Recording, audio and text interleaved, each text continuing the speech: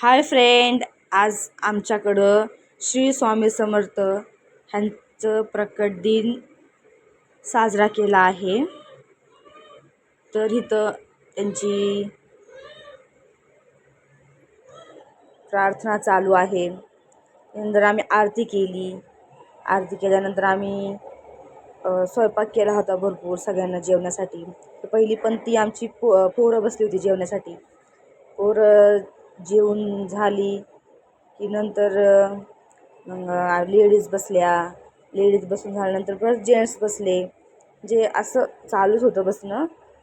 आणि खूप छान साजरा केला आम्ही श्री स्वामी समर्थ जयंती. आणि छोटी छोटी पोरं बघा ना कशी खातात. आणि नंतर मग मी बसले जेवायला. आणि आम्ही जेवायचा पदार्थ बघा, जिलेबी होती, भात, सांबर आणि ही किती छान असतात बघा बरं. खूप छान डेकोरेशन केलं होतं.